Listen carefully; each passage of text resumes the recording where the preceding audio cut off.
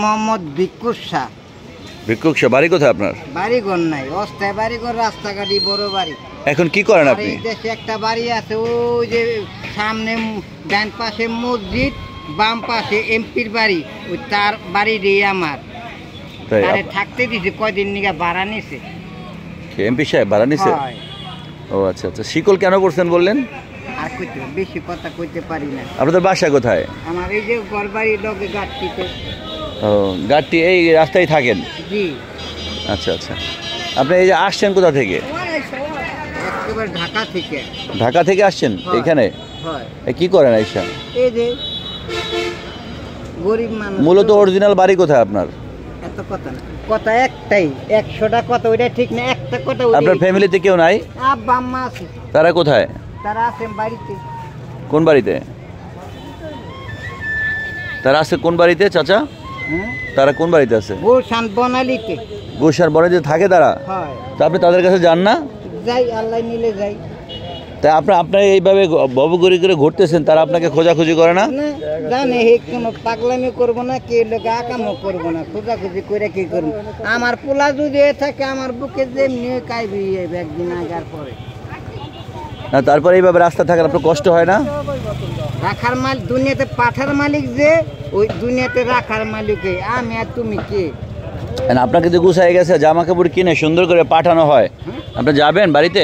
বাবারে, এই দুনিয়ার সৌন্দর্য আর এই দুনিয়ার খানা আর দুনিয়ার ভালো পড়া এই আমার দরকার নেই। আল্লাহ আমার মাটিতে রাখে, মাটিতেই থাকি। আপনার ছেলে বাড়িতে যদি মাটি থাকে একদিন নিয়ে রাখতে পারো, দেখতে পারো। আমি হাসা করলাম না, মিশা করলাম। আপনার ছেলে সন্তান আছে? এই আছে, আব্বা মা, ওই আমার সন্তান। এই তালা পড়ছেন কয়টা এখানে? দেখি তো তালা। গোনা নাই। কয়টা তালা পড়ছেন? এটা কি সাংবাদিক লোক না কোনো গোয়েন্দা অফিসারের লোক? আচ্ছা, তালাটা কেন পড়ছেন একটু বলেন তো আমাকে। আমার কথা তো জবাব দিলেন না। আমার আপনার কথা আমি কত। আমি সাংবাদিক চাচা। ও, তাহলে আমার ওই যে আবার ওই যে কি জানি কয় যে মোবাইলের দেখা দেয় না, হ্যাঁ, ওগুনি করেন না। আপনি তো সবই জানেন। ওগুনি করেন না, ওগুনি করলে আপনার লাভ, আমার লস।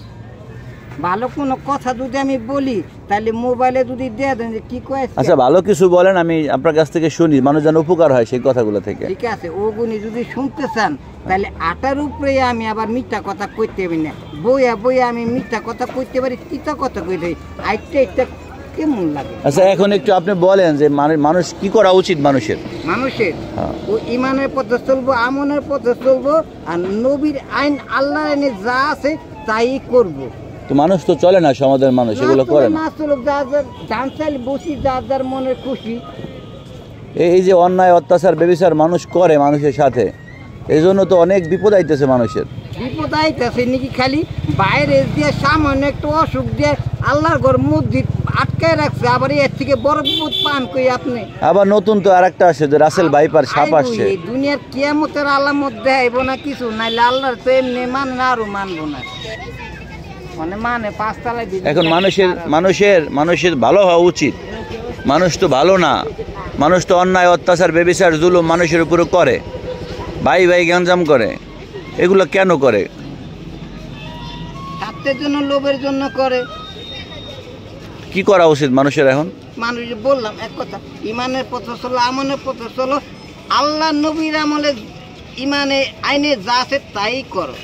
আপনার চুলে তো জট পড়ছে, এগুলো সারান না? জি না, সারাইছি 2 বার, আবারও হয়। এখন আপনি কি এই যে মানুষের কাছ থেকে চাইটা এভাবে খান? আল্লাহ চালায়। আল্লাহ আপনাকে ভালো রাখুক, দোয়া করি, আমাদের জন্য দোয়া করবেন। হ্যাঁ, ইনশাআল্লাহ। মায়ের বুকে থাকুক, মা বাবার সন্তান, মা বাবার খেদমত করার তৌফিক আল্লাহ পাক আল্লাহ চলছে। আমিন আমিন। ভালো লাগলো আপনার সাথে কথা বললাম, দোয়া করবেন আমাদের জন্য। ওয়েলকাম। এসিলুঙ্গা সুপার মার্কেট ইতালি, এখানে নিত্য প্রয়োজনীয় সকল পণ্য পাওয়া যায়। মাওরো ফলোয়ার সব মিলানো ইতালি, এখানে সকল প্রকার ফুল সুলভ মূল্যে পাইকারি বিক্রি করা হয়।